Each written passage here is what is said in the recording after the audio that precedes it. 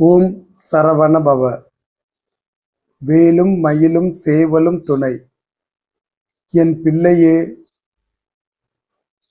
நீ நேர்மறை எண்ணத்தோடு இருந்தாலும் சுற்றி இருப்பவர்கள் எதிர்மறையான எண்ணத்தோடு தரும் தொல்லைகளால் கொஞ்சம் தளர்ந்து போகிறாய். நீ என்னதான் நேர்மறையாக எடுத்து கூறினாலும் அவர்கள் எதிர்மறையாக புரிந்து கொண்டு செயல்படும் காலகட்டம் இதுவென முன்பே கூறியுள்ளேன். மனம் தளராதே. எதிர்ப்புகள் எந்த வகையில் வந்தாலும் உன் மனம் உறுதியாக இருந்தால் எதையும் சமாளிக்கலாம். பயன்படுத்தும் வார்த்தைகளில் மட்டும் கவனம் செலுத்து. நடக்கும் அனைத்தும் உன்னை ஒரு மாற்றத்தை நோக்கி நகர்த்தும்.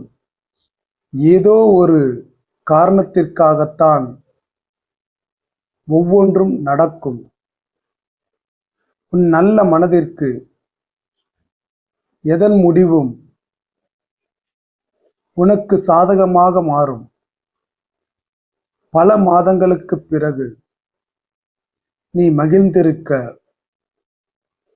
ஒரு வாய்ப்பு கிடைத்தும்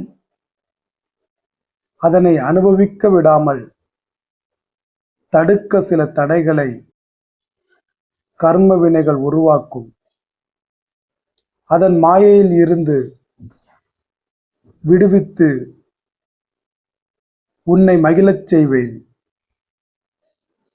முருகன் அருளால்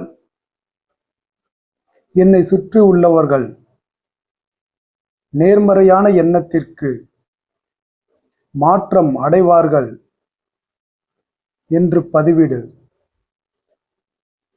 உன்னை சுற்றி ஒரு பாதுகாப்பு வளையம் உருவாகும்.